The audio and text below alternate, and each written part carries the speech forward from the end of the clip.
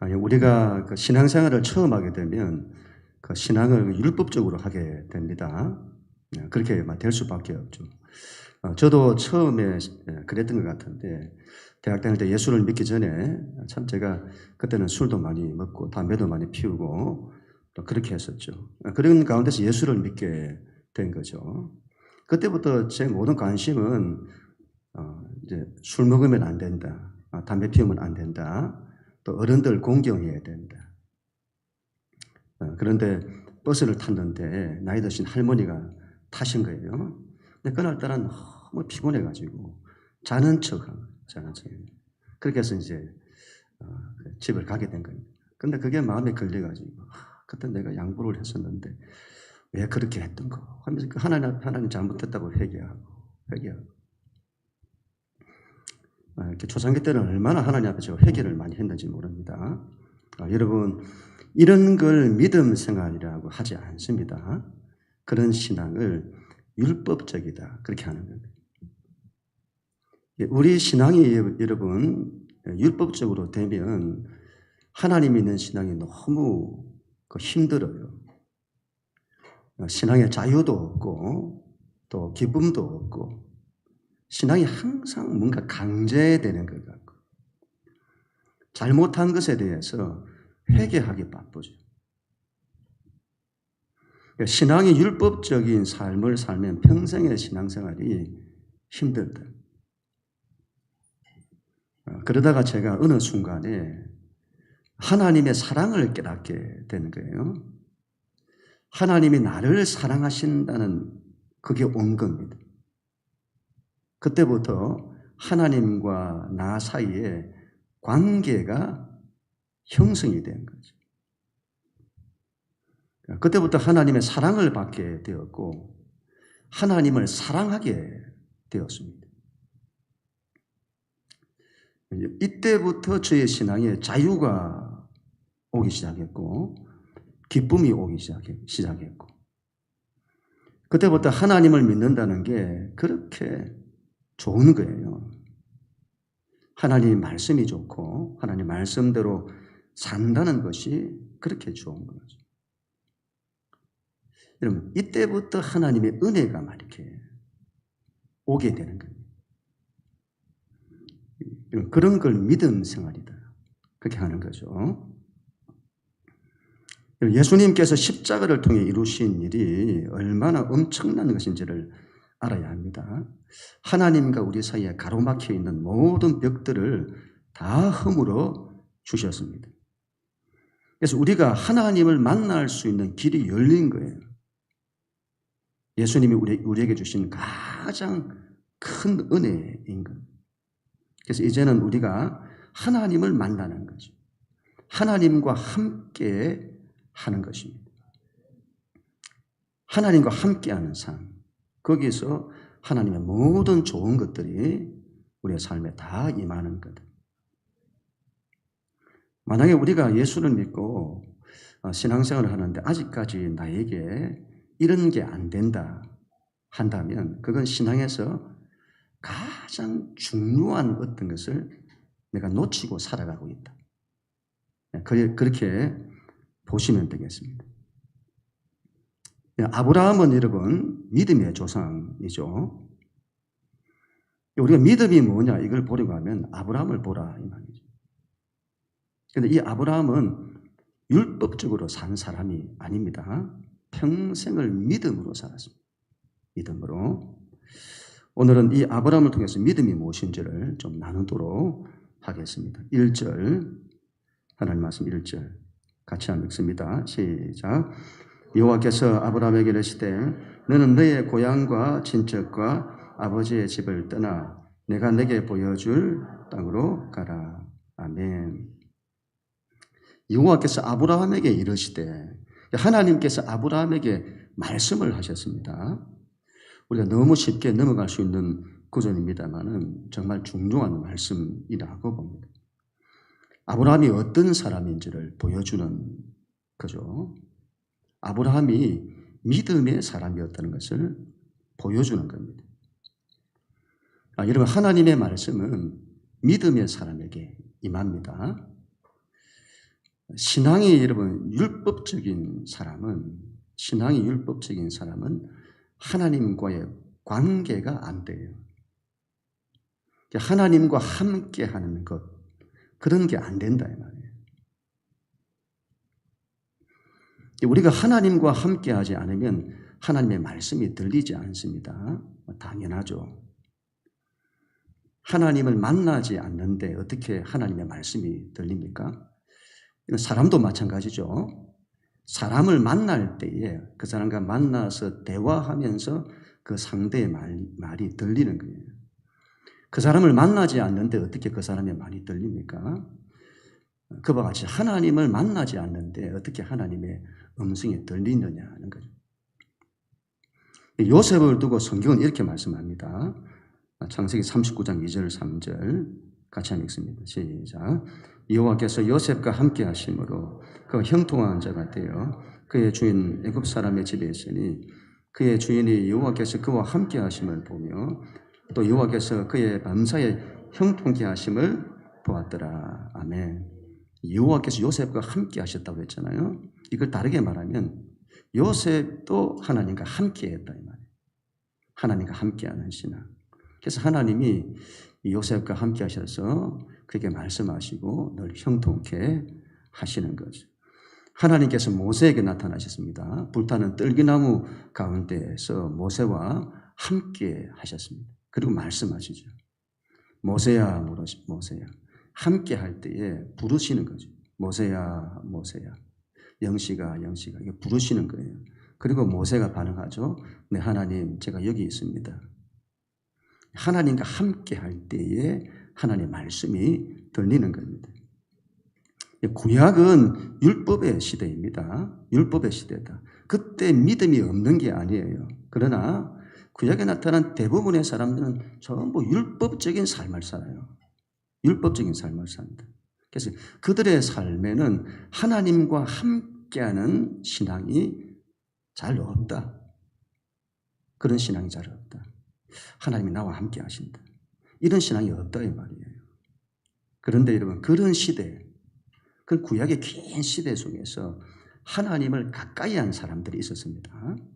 하나님과 함께하고 하나님과 친밀한 사람들이 있었습니다. 믿음의 사람들이죠. 그들에게 하나님의 말씀이 임하는 겁니다. 말씀이 임하는 겁니다. 야살이라는 책에 보면 아브라함이 갈대아 우르 땅에 있을 때의 아브라함에 대한 이야기를 기록하고 있는데 그 신앙이 특별했음을 보여줍니다. 아브라함이 자랄 때에 노아의 아들 가운데 셈이 있잖아요. 셈. 하나님 신앙을 잘했던 셈이라는 사람이 있는데 이 아브라함이 자랄 때 그 집에 가서 셈의 집에 가서 신앙을 배워요. 신앙을 배워요. 하나님을 어떻게 믿는지 그 믿음을 배우는 거죠. 뭘 배웠겠습니까? 뭘 배웠겠습니까? 하나님을 신뢰하는 법을 배우고 하나님과 함께하는 법을 배우는 거죠. 그래서 아브라함이 믿음의 사람이에요. 믿음의 사람. 하나님과 함께하는 사람, 하나님을 신뢰하고 믿는 사람이죠. 그 사람에게 하나님의 말씀이 임하는 겁니다. 여러분, 율법이 필요 없는 것이 아닙니다. 율법은 사람이 하나님을 떠나서 마음대로 살고자 하는 사람들에게 필요합니다. 그들의 죄가 무엇인지를 깨닫게 하고 하나님을 떠나면 인생이 어떻게 되는지를 보여주는 거예요. 그런데 우리가 그런 단계를 넘어서서 하나님께 더 가까이 나가고자 하는데 율법적인 삶을 산다? 그건 안 되는 겁니다. 그건 될 수도 없고. 율법은 하나님과의 관계, 하나님과의 친밀한 함으로 우리를 이끌지 않습니다. 그건 믿음인 겁니다. 우리가 믿음으로 하나님을 받아들이고 하나님의 사랑과 은혜를 믿음으로 받아들여야 된다. 그 믿음에 하나님의 모든 좋은 것들이 우리에게 임하는 것입니다.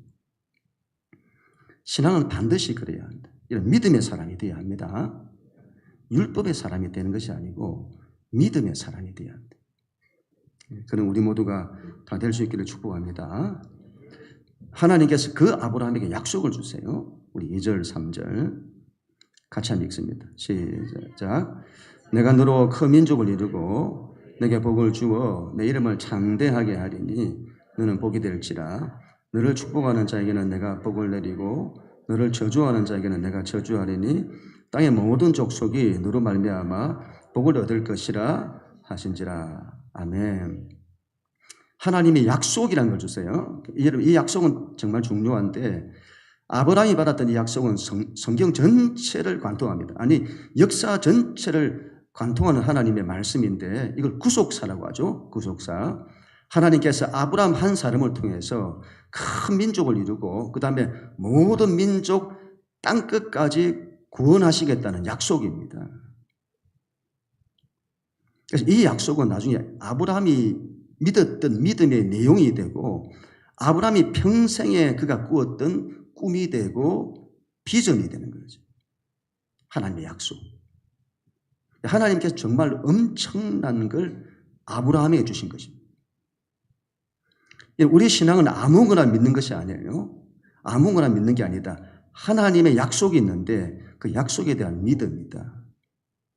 그 약속을 언약이라고 하는데 신앙은 언약에 대한 믿음입니다.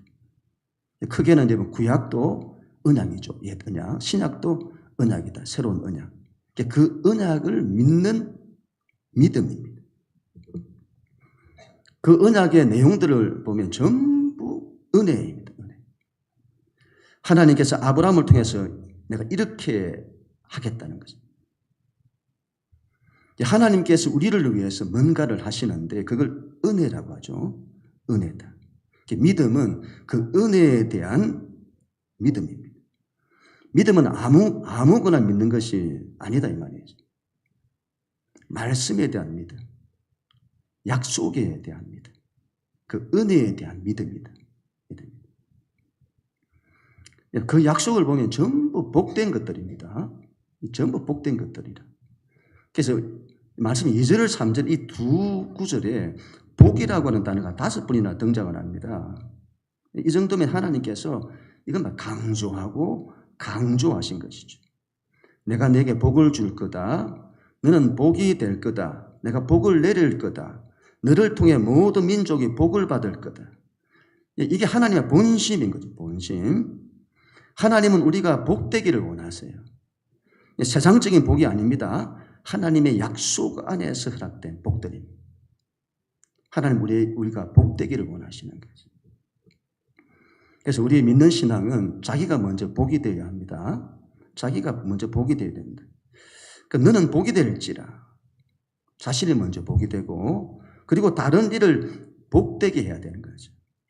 자기를 넘어서서 다른 일을 복되게 하고 내 가정을 복되게 하고 이웃들을 복되게 하고 그리고는 모든 민족까지 모든 이들을 복되게 해야 한다. 우리는 예수를 믿고 정말 복된 사람이 되어야 됩니다. 그 다른 사람을 복되게 해야 한다.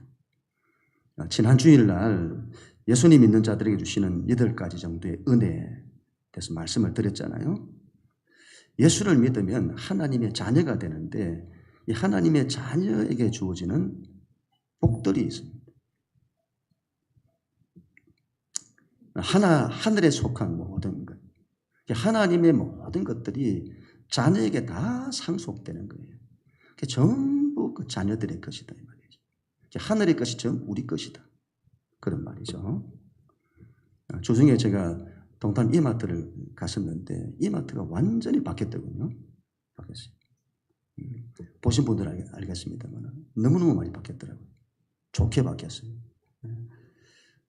다시 개장을 했다고 세일을 하는데 묶음으로 3개 묶어서 9,900원 이렇게 파는 거예요. 그래서 내가 찾다 보니까 일본에서 온 그 과자인데 웨하스 같은 데다가 초콜릿이 막 덮여져 있는 그게 6,000원을 막 했거든요. 근데 이걸 3묶음으로 9,900원 하니까 얼마나 좋아요.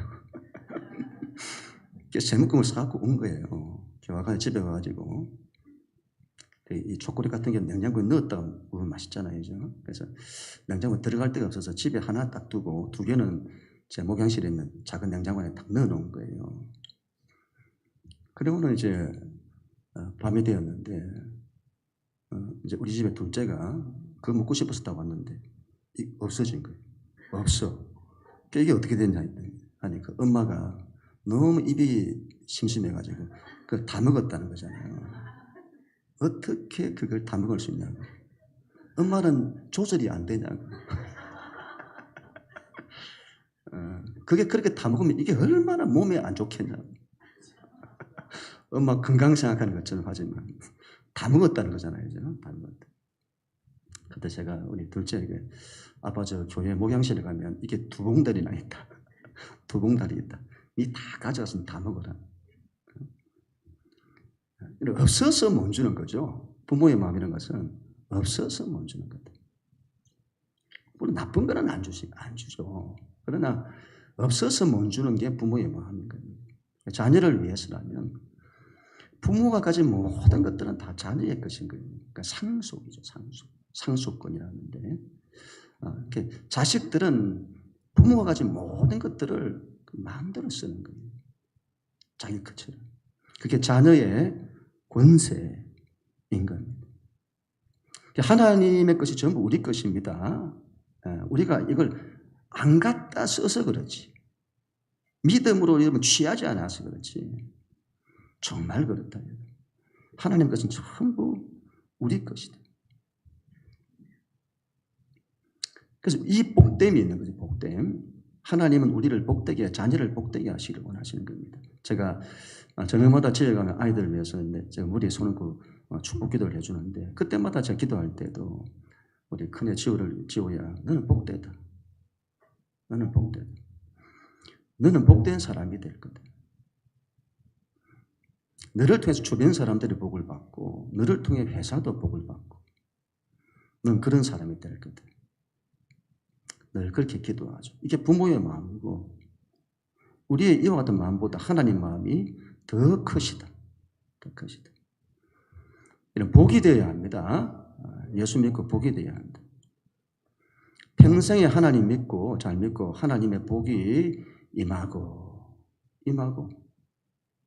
그런 사람 되어야 합니다. 우리 예수님 안에서 우리에게 허락된 약속된 것들이 얼마나 귀한지 그걸 평생에 받고 그런 사람이 되어야 합니다. 먼저 자기가 복이 되어야 합니다. 자기가 복이 되고 그리고 다른 일을 복되게 하고 땅끝까지 모든 이들이 복되도록 해야 합니다. 그럼 우리 모두가 다 될 수 있기를 축복합니다. 그런데 우리의 믿음에서 우리가 정말 조심해야 할 것이 있는데 믿음으로 잘 출발했다가 중간에 믿음이 흔들리고 실족하는 사람들이 너무 많습니다. 그 이유는 다른 것이 아니죠. 여러분 바로바로 하나님이 뭔가를 우리가 원했는데 하나님 바로바로 응답을 안 해주시더라. 믿음으로 뭔가를 하나님 붙들었는데 하나님 바로바로 응답을 안 해주시더라. 그렇게 해서 낙심하는 거예요. 한국 사람이 특별히 그렇죠. 빨리빨리 하는 게 너무 많아가지고 하나님의 응답도 바로바로 해주셔야 된다고 여기는 거죠.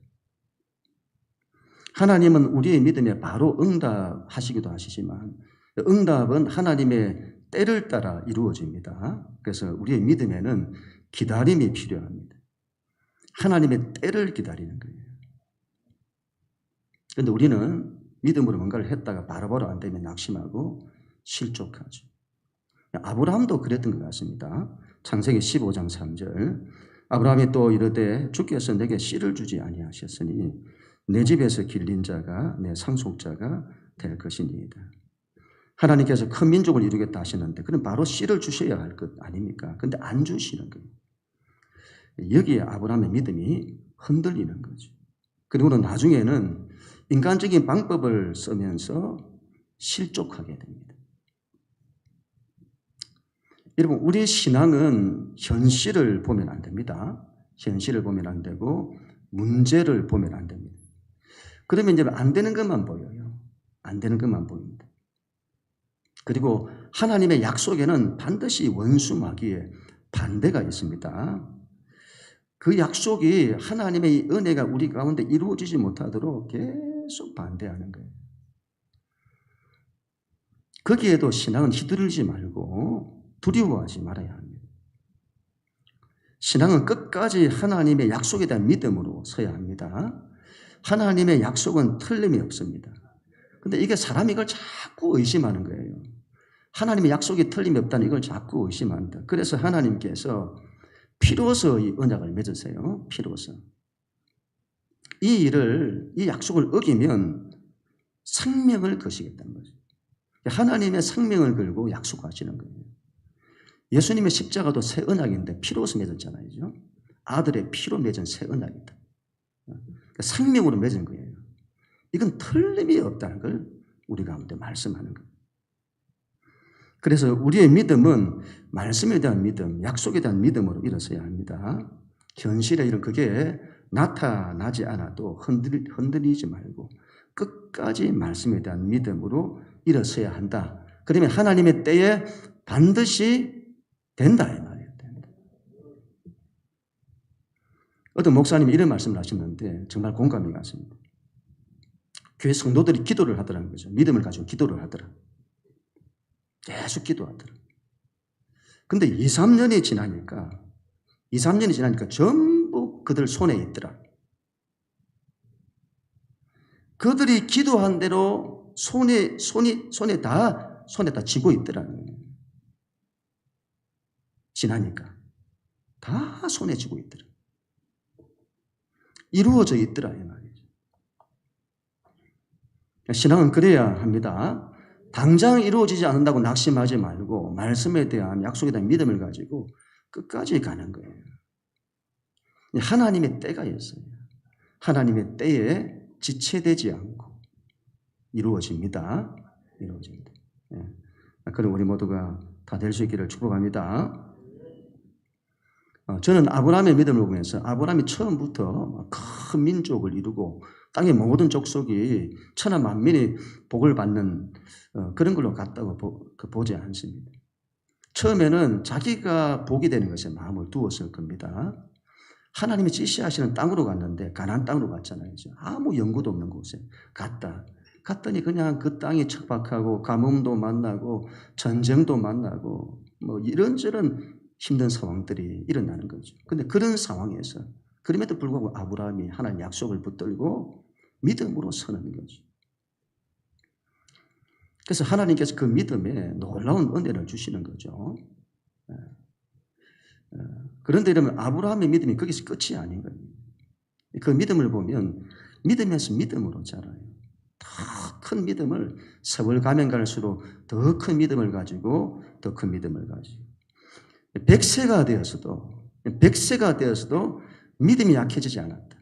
하나님의 사람들이 나이가 들면 사람의 막 이렇게 지적인 것도 이성적인 것도 막 몸도 다 쇠하잖아요. 영적인 것은 그렇지 않습니다. 그 사람은 우패하나 속 사람은 날로 새롭도다. 영적인 믿음이라고 하는 것은 이 믿음은 날로 새로워지는 거예요. 그래서 나이가 들면 하나님과의 깊은 관계 속에서 하나님과의 이 관계가 말로 닿을 수 없는 자리로 들어가는 거다. 신앙은. 야곱을 보시면 야곱이 젊은 시절은 자기 마음대로 살았습니다만 뒤에 야곱을 보면 얼마나 하나님의 은혜 속에 들어가는지. 그리고 그 노년에는 하나님의 샤칼이라고 하는데 하나님 주시는 이 지혜가 정말 충만한 사람이 돼요. 이 지혜로 모든 걸 이루어요. 아브라함도 그런 겁니다. 나이가 들면 들수록 믿음으로. 그래서 로마서 4장 19절에서 21절에서 이렇게 말하죠. 우리 같이 한번 읽습니다. 시작. 그가 100세나 되어 자기 몸이 죽은 것 같고 사라의 태가 죽은 것 같음을 알고도 믿음이 약하여지지 아니하고 믿음이 없어 하나님의 약속을 의심하지 않고 믿음으로 견고하여져서 하나님께 영광을 돌리며 약속하신 그것을 또한 능히 이루실 줄 확신하였으니. 여러분 이 말씀이 그때 상황이 아무런 가능성이 없는 자식을 주신다 하셨는데 자식을 낳을 수는 아무것도 이제 없는 불가능한 상태가 된 거예요.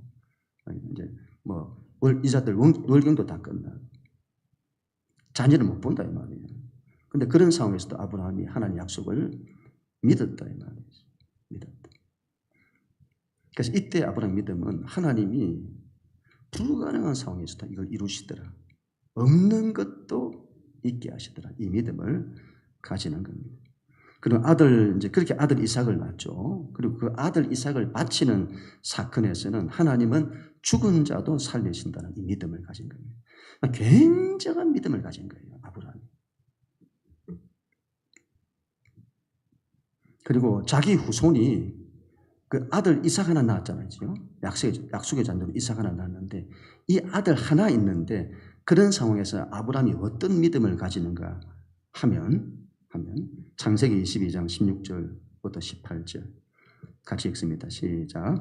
내가 이같이 행하여 내 아들 내 독자도 아끼지 아니하였은즉 내가 내게 큰 복을 주고 내 씨가 크게 성하여 하늘의 별과 같고 바닷가의 모래와 같게 하리니 내 씨가 그 대적의 성문을 차지하리라. 또 내 씨로 말미암아 천하 만민이 복을 받으리니. 아멘.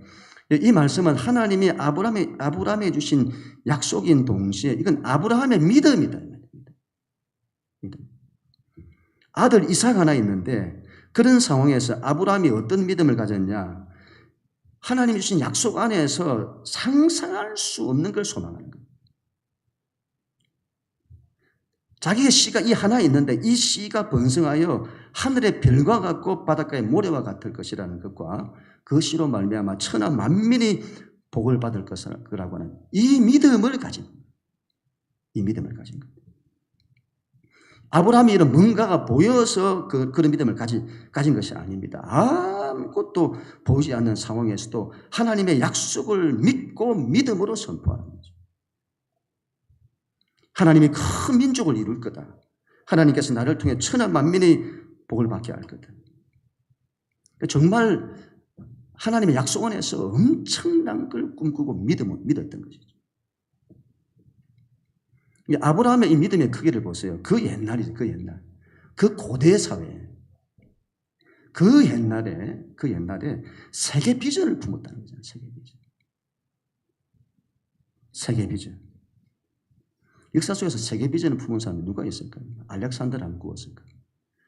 지금은 세계화 시대이기 때문에 세계 비전이 있습니다만 그 고대에 이런 걸 상상할 수도 없고 꿈꿀 수도 없는 그 시대 속에서 아브라함이 세계 비전을 품은 거예요. 한 영혼에서 민족으로 그리고 모든 민족까지 그리고 그의 믿음대로 된 겁니다. 믿음대로 되었다. 그리고 아브라함이 천국까지 소망하잖아요. 그 옛날에 천국까지 소망하는 거예요. 그 믿음대로 되었다. 여러분 아브라함도 그랬다면 예수 안에 있는 우리는 더 그래야 합니다. 여러분 우리가 예수 믿는 우리의 믿음이 너무 믿음이 작아요. 우리가 하나님이 주신 이 말로 날 수 있는 은혜가 있는데 은혜에 너무도 미치지 못하는 수준으로 믿고 있다. 하나님이 예수 안에서 주신 은혜가 말로도 알 수 없습니다. 이건 다함이 없는 거예요. 그래서 지극히 풍성한 은혜라고 했잖아요. 그런데 하나님의 그 은혜에 비해서 우리가 너무 작게 믿는 거죠. 너무 작은 믿음으로 믿는 거죠. 믿음은 여러분 입을 크게 열어서 받아야 한다고 봅니다. 우리가 상상하는 그 이상을 그것을 믿고 구할 수 있어야 합니다. 약속 안에서. 하나님이 베푸신 은혜를 너무 작게 붙들어서는 안 됩니다. 그건 겸손이 아니에요. 그건 겸손이 아니다. 그건 믿음이 작은 거예요. 믿음이 작은 거예요. 제가 지난 금요일 기도회 때도 말씀을 드렸습니다만 우리 하나님의 사랑을 구할 때에 하나님 우리를 예수 안에서 사랑하시잖아요. 그 사랑이 얼마나 큰 사랑인지를 보이신 겁니다. 그럼 우리가 그 사랑을 구할 때에 우리가 상상하는 그 이상으로 구해야 합니다. 하나님의 우리 베푸신 사랑을 너무 작게 보는 거예요. 하나님의 가장 큰 사랑이 나에게 임한다고 하는 그런 믿음을 가져야 합니다. 그래서 나는 이 세상에서 하나님의 사랑을 가장 크게 받는다. 그렇게 여겨야 되는 거예요. 그 믿음으로 나가요. 그 사랑이 그렇게 믿을 때 그 사랑이 그 사람에게 임하게 되는 거예요. 임하게 돼요. 우리 하나님의 은혜를 구할 때에도 우리의 상상 이상의 은혜를 구해야 합니다. 앞으로 나에게는 내 인생에는 하나님의 은혜가 부어지고 하나님의 놀라운 은혜들이 내 인생 가운데 임하게 될 것을 믿음으로 구해야 하는 거죠. 하나님의 다함없는 이 은혜를 우리가 크게 구해야 돼요. 아브라함처럼. 제가 어제 저녁에도 주일 예배를 위해서 기도를 하는데 내일도 좀 성도들 주일을 잘 지키게 해주시고 주일을 잘 지켜야 할 건데 예배를 통해서 은혜를 받아야 할 건데 저는 기도하면서 막 걱정하는 거예요. 기도하면서 걱정하는 거예요. 저래야 될 건데 믿음이 작동이 안 된다. 제가 결심했습니다. 하나님, 저 이걸 딱 느낀 거예요. 그래서 어제도 기도하면서 하나님, 다시는 믿음 없는 모습으로 나가지 않겠습니다. 하나님, 하나님의 가장 큰 은혜가 임하는 주일 예배가 될 것입니다. 예배를 통해 하나님의 놀라운 은혜와 역사들이 나타나게 될 것입니다. 예배하는 성도들에게 하나님의 놀라운 은혜와 회복이 임하게 될 것입니다. 그 믿음으로 기도하는 거예요. 믿음. 이건 결심해야 한다고 봅니다. 결심. 이런 믿음으로 내가 구하기로, 믿음으로 반응하기로 결심하세요. 결심입니다. 하나님께서 예수님 안에서 베푸신 은혜를 작게 바라보지 마십시다. 다함이 없다. 지극히 풍성한 은혜다. 그래서 일평생 구하고 더 크게 구하고 구해도 다함이 없는 은혜다. 은혜다. 그 은혜를 더 큰 믿음으로 구하고 그렇게 해야 합니다. 그렇게 우리가 복이 되십시다. 그리고 그 복을 다른 이에게 전파하여 그들도 복이 되게 하십시다. 그는 우리 모두가 다 될 수 있기를 주님 이름으로 간절히 축원합니다.